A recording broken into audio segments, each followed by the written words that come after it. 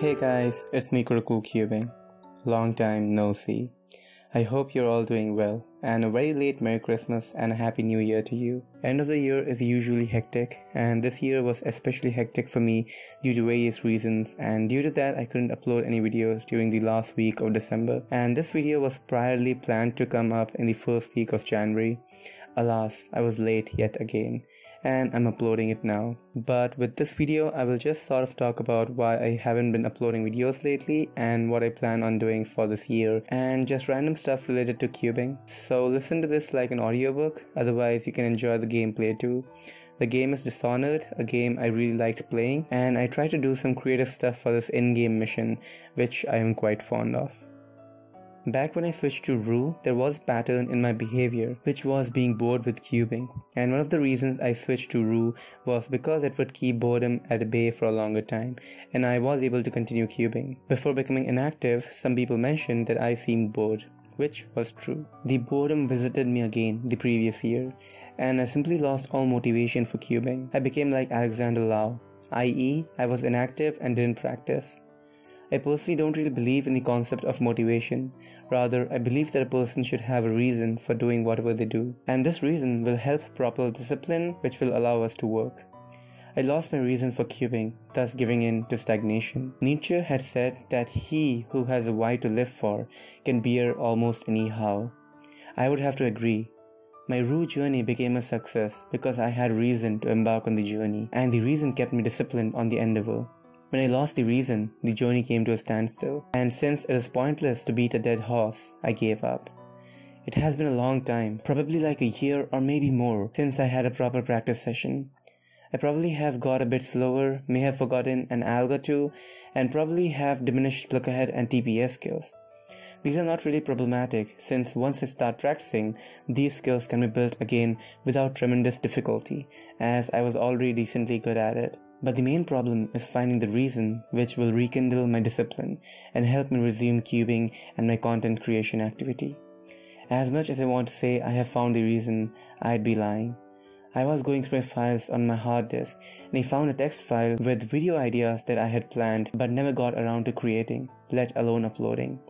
There were many ideas which I can sort of make videos about, and that is when I thought I'd resume my video making and start working on these ideas. This may seem like a reason, the why as Nietzsche mentions, but personally the reasoning seems to be impulsive, why I cannot rely on it wholeheartedly. However, fickle as it may be, it is the only thing I have at the moment, so I have to rely on it. It isn't much, but it is a spark that can potentially light up a nice fire. I just hope a nice gust of wind comes my way and helps hasten the process. There are many ideas which can probably last more than a year, so I'd be active for at least a year or more. Let's see. On top of making videos on these ideas and whatever videos you guys recommend me to make, I'll also be recreating some of my older videos, as I think the quality wasn't that good and I can do a better job now. So be on the lookout for my videos, and that was basically why I became inactive and why I'm starting again. Seems silly and childish, I know, but I wanted to be honest about myself.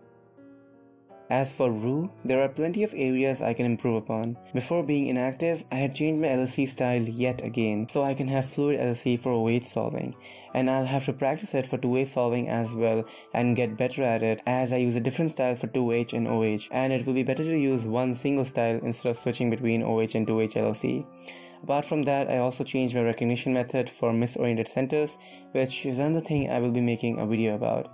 Lastly, for LC, I am yet to learn the EOLR cases, which I have to do ASAP. Apart from LC, CMLL is another step that can be improved upon. I currently only know 1 ALG per case, and 2-3 ALGs for some COLL case I knew from CFOP, so I should be learning multiple ALGs for influencing LC during CMLL.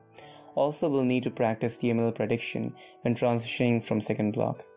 I know the basics of it, but haven't mastered it yet.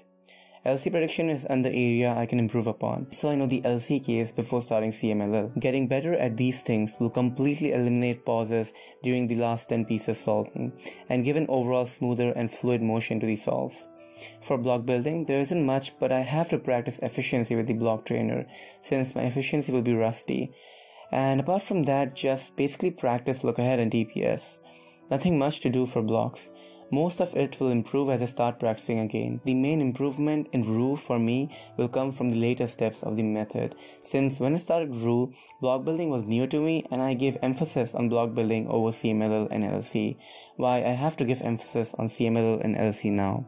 If a person wants world-class times now, the determining factor will not be how fast they turn, but how fluid their solves are and how less they pause.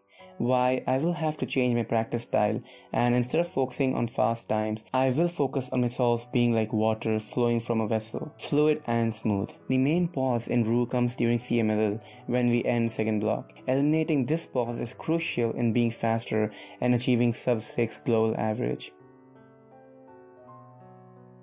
On the topic of sub 6, I do believe Rue will currently cap at around 5.5 to 5.6 seconds, granted the solve is pauseless. First block will take around 1.2 seconds on average, second block will be 1.7, CMLL will be 1.2 on average, and LC will be 1.5 as far as splits go. There will be some variance to these splits, but sub 6 with Rue is doable, and solves being pauseless will play a crucial part in it. Thus, my main focus now will be trying not to pause, overturning fast with minimal pauses.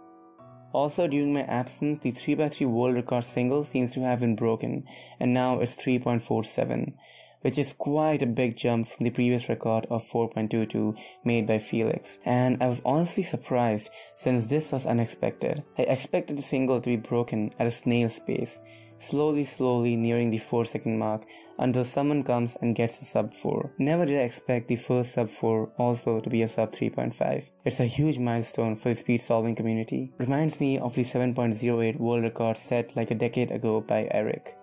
Now, probably for a year or two, single record won't be broken it seems, since the bar has been set quite low, and now single will definitely be based on luck and scramble dependent. With that being said, skills will also be required to be top notch, because it doesn't matter how golden an opportunity is unless you're prepared for it.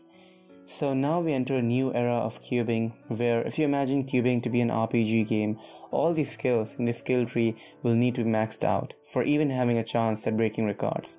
Makes the competition even more fierce. Anyway, with everything being said, look forward to videos from me on various topics from CFOP, Rue, look ahead, tips and tricks, etc. And if you want me to make any specific video, do comment the topics so I can start working on the video. I apologize for my inactivity and hiatus, and now I'm back, ready to create some new content for this channel and share what I know with the speed cubing community. Thank you for watching and have a great day or a good night. Regards, CriticalCubing.